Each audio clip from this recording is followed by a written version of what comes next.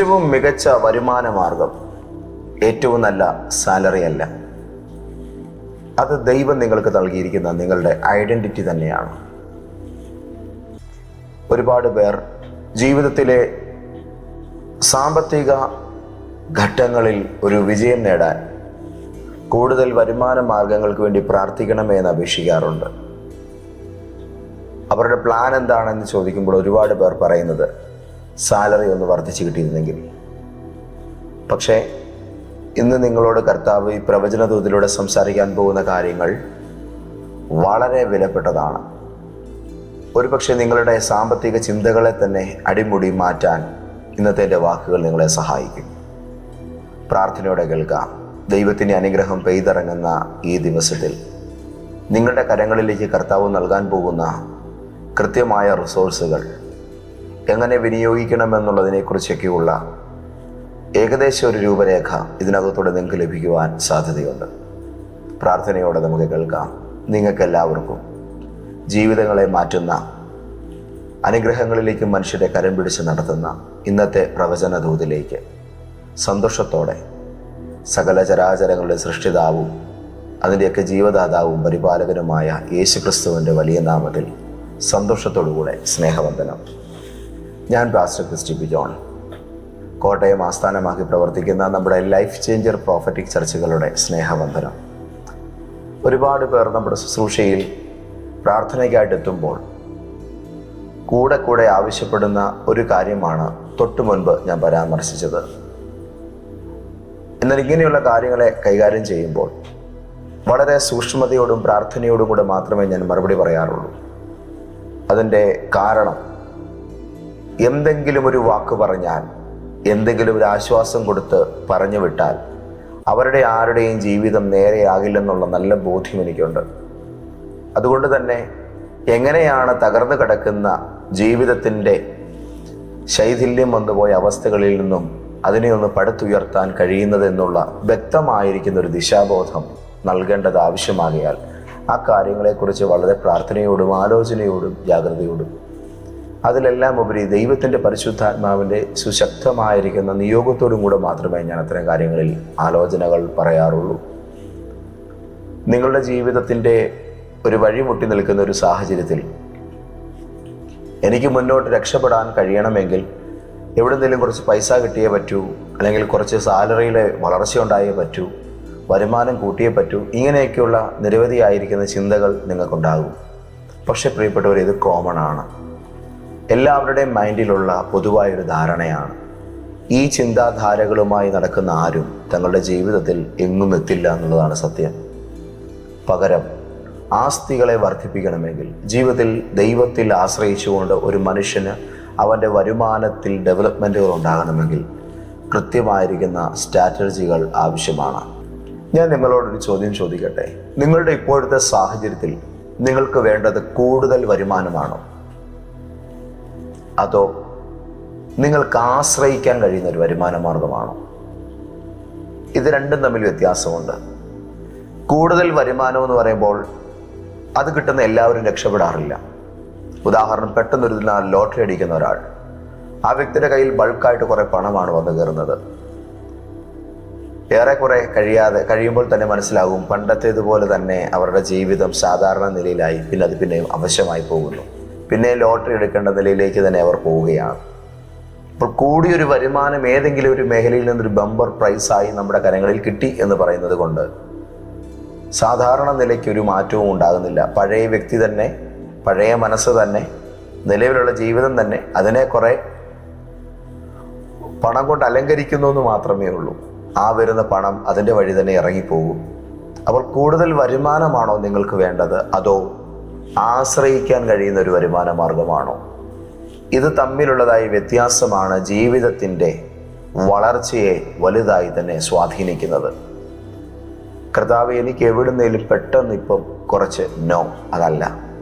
പെട്ടെന്ന് എന്തെങ്കിലും ഒറ്റ നിമിഷത്തേക്ക് കിട്ടുന്നതിലല്ല ജീവിതത്തിൻ്റെ വളർച്ചയും വിജയവും ഇരിക്കുന്നത്. സ്ഥിരമാനസൻ നിന്നിൽ ആനന്ദിക്കുമെന്ന് ദൈവവചനം പറയുന്നു. ആനന്ദത്തിൻ്റെ ഉറവിടം സ്ഥിരമായി ഉണ്ടാകുന്ന, ആശ്രയിക്കാൻ കഴിയുന്ന, മുറിഞ്ഞു പോകില്ല, തടയപ്പെടില്ല എന്നുള്ള നിലയിൽ നമുക്ക് അവലംബിക്കാൻ കഴിയുന്ന ഒരു ഉറവയാണ് എന്നുള്ളത് നിരവധി വചനങ്ങളുടെ വെളിച്ചത്തിൽ നമുക്ക് മനസ്സിലാക്കാൻ കഴിയും. അങ്ങനെയാണ് എന്നുണ്ടെങ്കിൽ ജീവിതം പടുത്തുയർത്തണമെങ്കിൽ, പ്രശ്നങ്ങളിൽ നിന്നും കൃത്യമാം വിധം പുറത്തു വരണമെങ്കിൽ, സുശക്തമാം വിധം നമുക്ക് ആശ്രയിച്ച് ഹൃദയം തുറന്ന് വിശ്വസിച്ച് മുന്നോട്ട് പോകാൻ കഴിയുന്ന ഒരു സ്ഥിര വരുമാനം എന്ന് പറയുന്ന സംവിധാനത്തിലേക്ക് നമ്മൾ ചെല്ലണം. സ്ഥിര വരുമാനം സാലറി അല്ല എന്ന് ആദ്യമേ തന്നെ പറഞ്ഞുകൊണ്ടാണ് ഞാൻ ഇന്നത്തെ ഈ ഒരു ശുശ്രൂഷയിലേക്ക് നിങ്ങളെ കൊണ്ടുവന്നിരിക്കുന്നത്. പിന്നെ എന്താണ് സ്ഥിര വരുമാനം എന്ന് പറഞ്ഞാൽ? ആശ്രയിക്കുന്ന വരുമാന മേഖല എന്ന് പറഞ്ഞാൽ എന്താണ്? ഓരോ ദിവസവും കൃത്യമായി കിട്ടുമെന്ന് ഉറപ്പുള്ള, ഓരോ ആഴ്ചയിലും അല്ലെങ്കിൽ ലഭിക്കും, അല്ലെങ്കിൽ ഓരോ മാസവും കൃത്യമാംവിധം എനിക്ക് ലഭിക്കുമെന്ന് ഉറപ്പുള്ളതായ ഒരു നിശ്ചിത വരുമാനം, ഒരു സ്റ്റേബിൾ ഇൻകം. അത് ഒരു സ്റ്റേബിൾ മൈൻഡ് സെറ്റ് ഉണ്ടാക്കി തരും. എനിക്ക് ഇത്രയും കാര്യങ്ങൾ എന്നെക്കൊണ്ട് നടക്കും, അല്ലെങ്കിൽ ഇന്ന രീതിയിലുള്ള ഒരു ഉറവ എനിക്കുള്ളത് കൊണ്ട് എനിക്ക് ഇത്ര കാര്യങ്ങൾ ഹാൻഡിൽ ചെയ്യാൻ കഴിയും. അതിനെ ഡിപ്പെൻഡ് ചെയ്തുകൊണ്ട് ജീവിതത്തെ ക്രമപ്പെടുത്തുമ്പോൾ ഒരു സ്റ്റേബിൾ ലൈഫ് ഉണ്ടാകുകയാണ്. സത്യത്തിൽ ഈ ഒരു കാഴ്ചപ്പാടാണ് പലരെയും കൂടുതലായിട്ടും സർക്കാർ ജോലി എന്നൊക്കെ പറയുന്ന ആശയത്തിലേക്ക് കൂടുതലും പിടിച്ചു വലിച്ചു കൊണ്ടുപോകുന്നത്. അങ്ങനെ വരുമ്പോൾ ഒരു പ്രശ്നമുണ്ട്, അത് മറക്കരുത്. നിങ്ങൾ കേവലം ഒരു മാർക്കറ്റിൻ്റെ മാത്രം അടിമയായി പോവുകയാണ്. ചെയ്യുന്ന ആ ഒരു പദവിയുടെ മാത്രം അടിമയായി തീരുകയാണ്. അതിൻ്റെ അർത്ഥം ജോലി വേണ്ട എന്നുള്ളതല്ല. ജോലി അതിൻ്റെ വഴിക്ക് നിൽക്കട്ടെ, പക്ഷെ ജോലി നഷ്ടപ്പെട്ടാലും നിങ്ങളുടെ വരുമാനങ്ങൾ നിലയ്ക്കാൻ പാടില്ല. അപ്പോൾ സാലറി അല്ല വരുമാനം, പിന്നെയോ ജോലി എന്ന് പറയുന്നത് ഒരു കാരണം മാത്രമാണ്. അത് കൂടാതെ നിങ്ങൾക്ക് വേറെയും വഴികൾ ഉണ്ടാക്കാൻ സാധിക്കണം. ദൈവം ഒരു മനുഷ്യന് വേണ്ടി ഒരു ഉറവയല്ല തുറക്കുന്നത്, പല ഉറവകളാണ്. ഒന്ന് തുറന്നു, അത് ലഭിക്കുന്നതിൻ്റെ സന്തോഷത്തിൽ മറ്റുള്ളതിനെ കാണാതെ പോകുന്നതിനാലാണ് നിങ്ങൾക്കൊരു വലിയ കിണർ രൂപപ്പെടേണ്ട, ഒരു വലിയ കുളം രൂപപ്പെടേണ്ട സമയം നിങ്ങൾ കേവലം ഒരു ഉറവയുടെ കീഴിൽ നിന്ന് മാത്രം അല്പാൽപമായി വെള്ളം ഇറ്റിറ്റ് വീഴുന്നത് ശേഖരിച്ചുകൊണ്ട് ഇങ്ങനെ ജീവിക്കുന്നത്. അതിനേക്കാൾ അപ്പുറത്ത് ദൈവം നിങ്ങളുടെ ജീവിതത്തിനകത്ത് തുറന്നു തരുന്ന വലിയ പ്രോസ്പെരിറ്റിയുടെ ഓപ്പർച്യൂണിറ്റികളെ കണ്ണു തുറന്ന് കാണാൻ തക്ക വിധം നിങ്ങളുടെ കഴിവുകളിലേക്ക്, സാമ്പത്തിക ഭാവി മേഖലകളിലേക്ക്, കൂടുതൽ നിങ്ങളുടെ സമയത്തെ പ്രയോജനകരമാക്കാൻ പറ്റുന്ന മറ്റവസരങ്ങളിലേക്കൊക്കെ ഒന്ന് മിഴി തുറന്ന് നോക്കാൻ നിങ്ങൾ തയ്യാറാകണം. ഇപ്പോൾ കിട്ടുന്നത് ഓക്കെ എന്ന നിലയിൽ മാത്രം ഒതുങ്ങിക്കൂടിയാൽ നിങ്ങളുടെ ജീവിതം ആർക്കും പ്രവചിക്കാൻ കഴിയുന്നതാണ്. നിങ്ങൾ എവിടെ എത്തുമെന്ന് ചോദിച്ചാൽ, നിങ്ങളിപ്പോൾ ചെയ്യുന്ന പദവിയിൽ കഴിഞ്ഞ നാളുകളിൽ ഇരുന്നവർ അവരെവിടെ വരെ എത്തിയിട്ടുണ്ടോ അത്ര മാത്രമേ എത്തുകയുള്ളൂ. നിങ്ങളുടെ വരുമാനം കൊണ്ട് നിങ്ങളുടെ ഭാവി പ്രവചിക്കാൻ പറ്റും, നിങ്ങളുടെ ജീവിത രീതികൾ പ്രവചിക്കാൻ പറ്റും, നിങ്ങളുടെ കുഞ്ഞുങ്ങൾക്ക് എത്താൻ പറ്റുന്ന നിലകൾ പ്രവചിക്കാൻ പറ്റും. പക്ഷേ ഇതിനതീതമായിരിക്കുന്ന ഒരു ജീവിത ഉയർച്ചയിലേക്ക് നിങ്ങൾക്ക് കരയറണമെന്നുണ്ടെന്നുണ്ടെങ്കിൽ ഇപ്പോൾ കിട്ടുന്ന വരുമാനത്തിൻ്റെ ആധിക്യവും വലിപ്പവും കൂട്ടേണ്ടതായിട്ടുണ്ട്. പ്രാർത്ഥനയ്ക്ക് ഒരു പുതിയ ദിശാബോധം ഉണ്ടാകട്ടെ. കർത്താവേ, എൻ്റെ വരുമാനത്തെ വർദ്ധിപ്പിക്കണമേ, ശമ്പളം കൂട്ടണമേ എന്നുള്ളതല്ല, സ്ഥിര വരുമാനത്തിൻ്റെ പുതുമാർഗങ്ങൾ എൻ്റെ മുമ്പിൽ അങ്ങ് തുറന്നു തരണമേ. നമ്മളൊരു യുവാവായിരിക്കുന്ന യുവത്വത്തിൻ്റെ കാലഘട്ടം, അത് കഴിഞ്ഞ് ഒരു ജോലി മേഖലയിലേക്കോ ഒരു ബിസിനസ് മേഖലയിലേക്കോ ഒക്കെ നമ്മൾ പോകുന്ന രണ്ടാം ഘട്ടം, മൂന്നാമത് നമ്മൾ അതിൽ നിന്ന് വിരമിക്കുന്നൊരു കാലം. ഈ 3 കാലഘട്ടത്തിലും നിങ്ങളുടെ വരുമാനം നിലനിൽക്കണം എന്ന് നിങ്ങൾ ആഗ്രഹിക്കുന്നുണ്ടെങ്കിൽ നിങ്ങൾക്കുണ്ടാകേണ്ടത് ജോലിയല്ല, ബിരുദങ്ങളല്ല, പുതിയ വിദ്യാഭ്യാസ മണ്ഡലങ്ങളല്ല. നിങ്ങൾക്കുണ്ടാകേണ്ടത് ആർക്കും എടുത്തു കളയാൻ കഴിയാത്ത ഒരു മികച്ച സ്കില്ലാണ്. സ്നേഹം നിറഞ്ഞവരെ, ഒരു ജോലിയിൽ നിന്ന് വിരമിക്കാം, ഒരു ജോലിയിൽ നിന്ന് വേണമെങ്കിൽ പറഞ്ഞു വിടാം, ആർക്ക് വേണമെങ്കിൽ അതിൽ നിന്ന് ടെർമിനേറ്റ് ചെയ്യാം. നമുക്ക് മീതെയുള്ള മനുഷ്യർക്ക് പലപ്പോഴും നമ്മളിരിക്കുന്ന പദവിയിൽ നമ്മളെ മാറ്റണമെന്നുള്ളതായ ഒരു താല്പര്യമുണ്ടെന്നുണ്ടെങ്കിൽ അവർക്കത് ചെയ്യാം. പക്ഷേ നിങ്ങളൊരു കഴിവിനാൽ നിറയപ്പെട്ടയാളാണെങ്കിൽ ആ കഴിവിൽ നിന്ന് നിങ്ങളെ ആർക്കും ഇറക്കി വിടാൻ കഴിയുകയില്ല. സ്വയം വിരമിക്കാനേ പറ്റുകയുള്ളൂ. സച്ചിന് തീരുമാനിക്കാം എപ്പോൾ കളി നിർത്തണമെന്ന്. ഇപ്പോൾ ഈ വർഷം കായിക പ്രേമികൾക്കെല്ലാം വളരെ സങ്കടമുള്ളൊരു കാലഘട്ടമാണ്. മെസ്സി, റൊണാൾഡോ, കൂടാതെ നെയ്മർ, ഇങ്ങനെയൊക്കെയുള്ള കാൽപന്ത് കളിക്കാർ പലരും തങ്ങളുടെ പ്രധാനപ്പെട്ട ഇവൻറ്റുകളിൽ നിന്നൊക്കെ മാറാനുള്ള ഒരു തയ്യാറെടുപ്പിലാണ്. അത് വളരെ സങ്കടപ്പെടുത്തുന്ന വാർത്തയാണ്. ചുരുക്കത്തിൽ ഇവരൊക്കെ തങ്ങളുടെ ജീവിതത്തിൻ്റെ അകത്ത് ഏറ്റവും മികച്ചവരായി തീർന്നത് തങ്ങളുടെ കഴിവുകളിലാണ്. നിങ്ങൾക്കൊരു മൂല്യം നൽകാനുണ്ടോ? നിങ്ങൾ നിങ്ങളുടെ സമയം മറ്റൊരാൾക്ക് നൽകുമ്പോൾ അവർ അതിന് സാലറി തരും. പക്ഷെ നിങ്ങൾക്ക് നിങ്ങളുടെ മൂല്യം മറ്റൊരിടത്തേക്ക് കൊടുക്കാനുണ്ടെങ്കിൽ ആ മൂല്യത്തെ തേടി ഒരു മാർക്കറ്റ് വരുന്നുണ്ട്. നിങ്ങളത് മനസ്സിലാക്കണം. നിങ്ങളുടെ കയ്യിൽ എന്തെങ്കിലും ഉണ്ടോ, അതിനെ തേടിയാണ് ഇന്നത്തെ ലോകം നിൽക്കുന്നത്. കരികില മുതൽ ചാണകപ്പൊടി മുതൽ അച്ചാറ് മുതൽ സകലതിനും വിൽപ്പന സാധ്യതയുള്ള ഒരു പുതിയ ലോക വ്യവസ്ഥയുടെ കീഴിലാണ് നമ്മുടെ എല്ലാവരുടെയും ജീവിതം കടന്നു പോകുന്നത്. ഇവിടെ എനിക്കതില്ല ഇതില്ല എന്ന് പരാതിപ്പെടുന്നവരെക്കാൾ ഉപരി എൻ്റെ കയ്യിൽ ഇതുണ്ടെന്ന് പറയുന്നവരെ തേടിയാണ് ഈ ലോകം ഇന്ന് സഞ്ചരിച്ചുകൊണ്ടിരിക്കുന്നത്. നിങ്ങളുടെ കൺമുമ്പിൽ തുറക്കപ്പെട്ട ഒരു ലോകജാലകം ദൈവം ഒരുക്കി വച്ചിരിക്കുകയാണ്.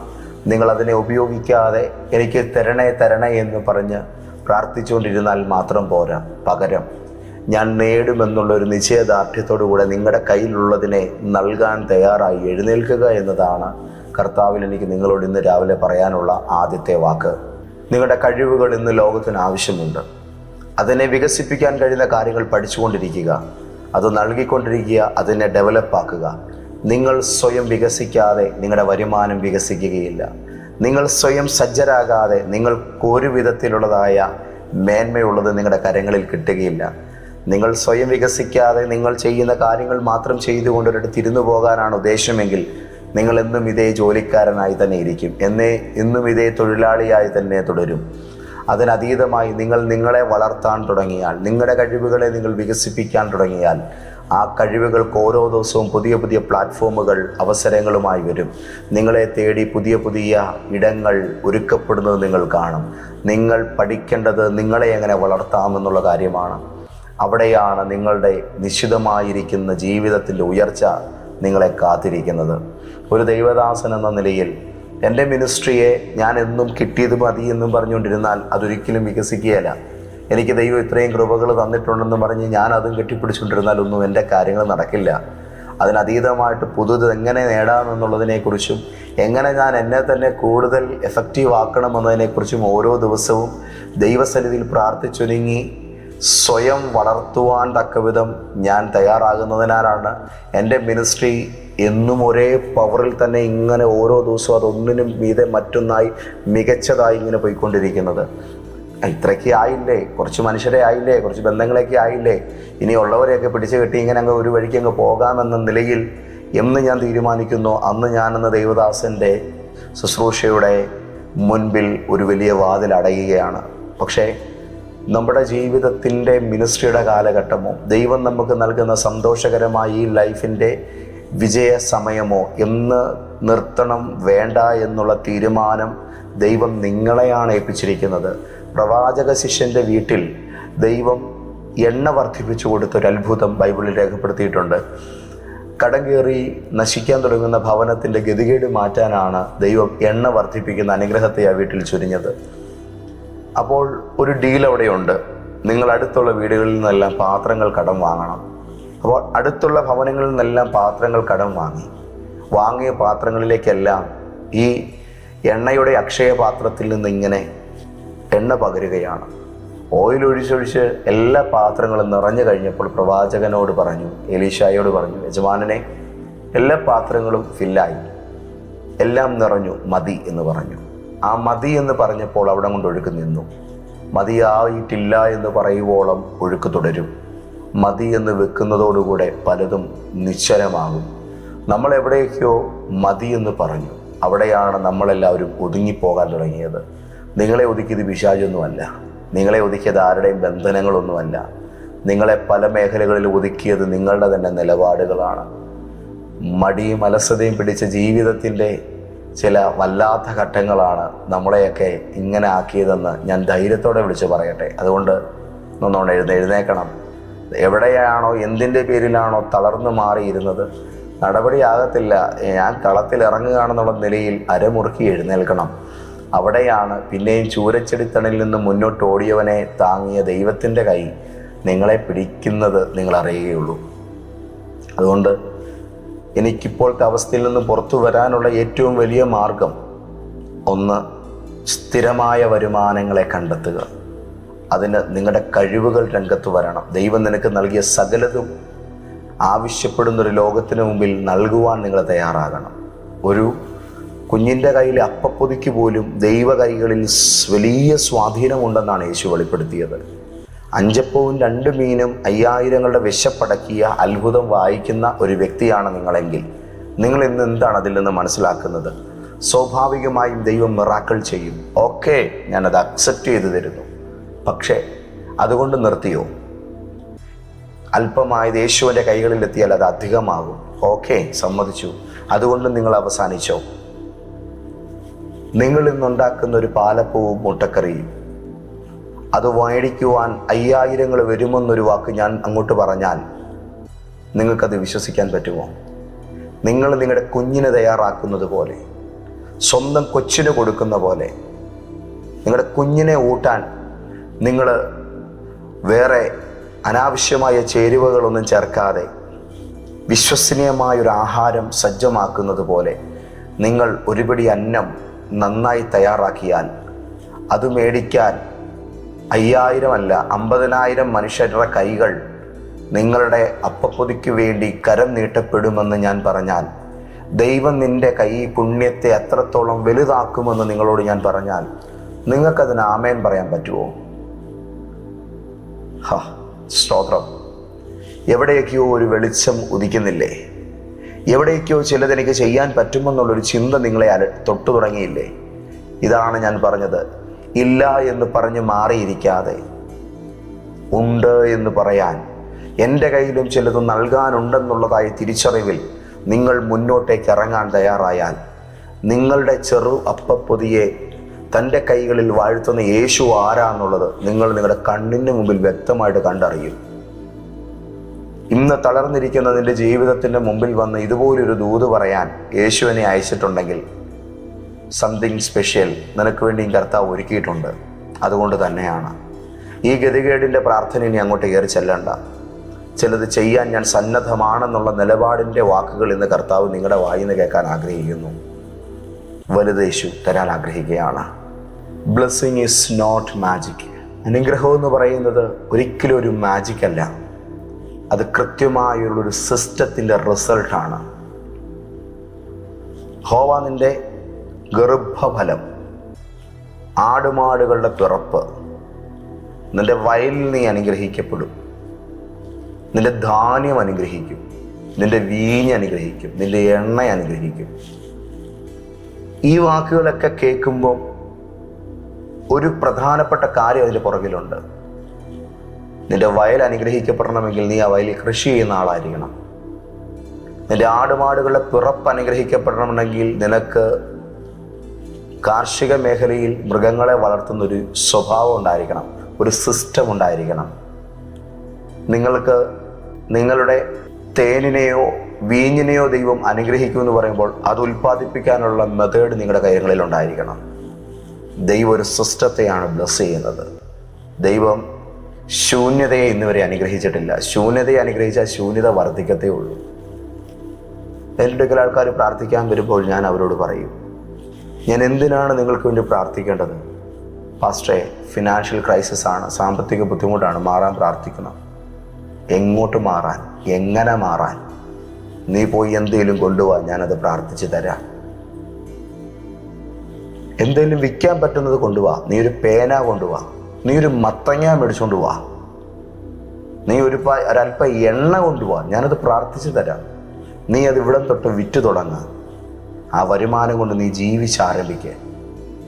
കാരണം ഞാൻ കണ്ട ബൈബിളിലെ ശക്തന്മാരായ പ്രവാചകരെല്ലാം ജീവിതത്തെ ട്രാൻസ്ഫോം ചെയ്യുമ്പോൾ അവർ ഏതെങ്കിലും ഒരു ബിസിനസ്സുമായി തങ്ങളുടെ മുമ്പിൽ വന്ന മനുഷ്യരെ കണക്ട് ചെയ്തിരുന്നു. വലയിറക്ക്, ഞാൻ നിറയ്ക്കാം.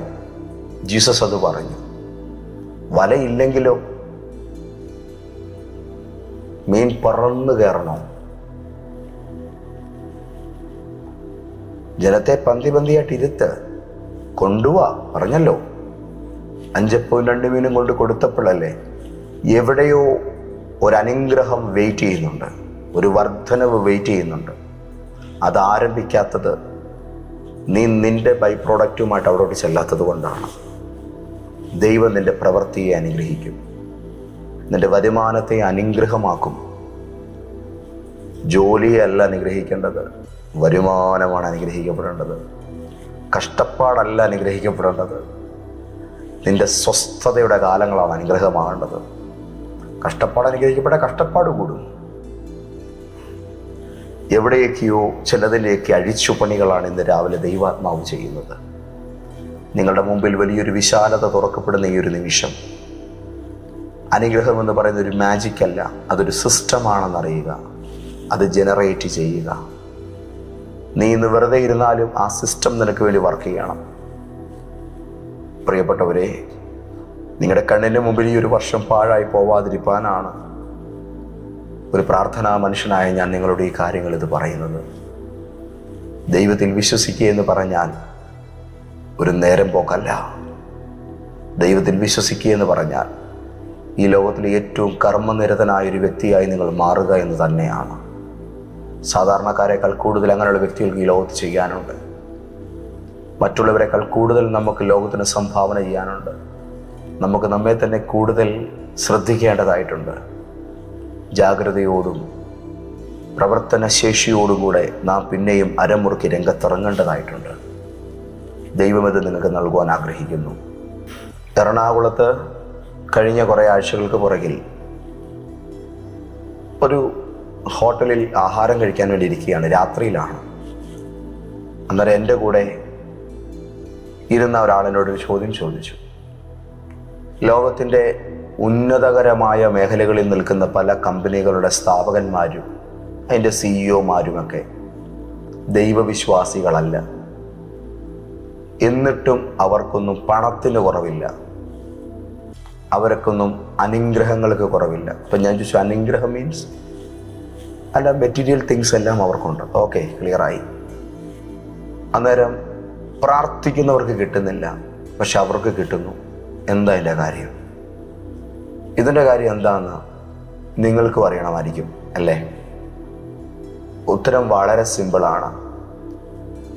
ദൈവത്തെ നന്നായിട്ട് വിശ്വസിക്കുന്ന മനുഷ്യരോടും ഒരു ലെവലേശം വിശ്വാസമില്ലാത്ത വ്യക്തികളോടും കൂടെ നന്നായിട്ട് സമയം ചെലവഴിച്ചിട്ടുള്ളൊരു ദേവദാസനാണ് ഞാൻ. അതുകൊണ്ട് എനിക്ക് രണ്ട് കൂട്ടരുടെയും ലൈഫ് എന്താണെന്ന് ശരിക്കും അറിയാം. പ്രാർത്ഥിച്ചിട്ട് ഇല്ല എങ്കിൽ കൂടിയും എല്ലാം വളരെ ഭംഗിയായിട്ട് നടക്കുന്നു. എന്താ റീസൺ? അവർക്ക് പ്രോപ്പറായിട്ടുള്ള ഒരു സിസ്റ്റം ഉണ്ട്. അവർക്ക് പ്രിൻസിപ്പിൾസ് ഉണ്ട്. ഇന്നത് ചെയ്താലേ ഇന്നത് നടക്കൂ. പക്ഷേ പ്രാർത്ഥിക്കുന്നവരെ സംബന്ധിച്ചിടത്തോളം അവർക്ക് പ്രാർത്ഥനയും കൂടെ ഒരു സിസ്റ്റവും കൂടി ഉണ്ടെങ്കിൽ അവർ ഇവരെക്കാൾ മീതെ വരും. പക്ഷെ അവരത് ചെയ്യില്ല. ദൈവമേ, നീ അത് ചെയ്യണമേ, നീ ഇത് ചെയ്യണമേ എന്ന് പറഞ്ഞവർ മാറിയിരിക്കും. കാരണം ജോലി ഏൽപ്പിച്ചല്ലോ, സ്നേഹം നിറഞ്ഞവരെ നിങ്ങൾ കൊണ്ടുവരൂ, ബാക്കി ഞാൻ നോക്കാമെന്ന് പറയുന്ന ഒരു ദൈവികമായ നിലപാടിനെ പലപ്പോഴും നാം കാണാതെ പോകുന്നതിനാലാണ് ഇതൊക്കെ സംഭവിക്കുന്നത്. നമ്മൾക്കെല്ലാത്തിനും ഒരു കാരണമുണ്ട്. നമ്മളത് പറയും. എക്സ്ക്യൂസുകളുടെ ലോകമാണ് ഇന്നത്തെ ആത്മീക രംഗം. ഭയങ്കര സങ്കടകരമാണ് അത് കേൾക്കുമ്പോൾ. സാത്താൻ അത് ചെയ്തത് കൊണ്ട്, സാത്താൻ ഇത് ചെയ്തത് കൊണ്ട്. നോ, നീ എന്ത് ചെയ്തു? ഞാൻ ചെയ്തിട്ട് തോറ്റുപോയി. വിജയിക്കുന്ന എന്താണ് നിന്റെ കരങ്ങളിലുള്ളത്? അറിയില്ലെങ്കിൽ പഠിക്കണം.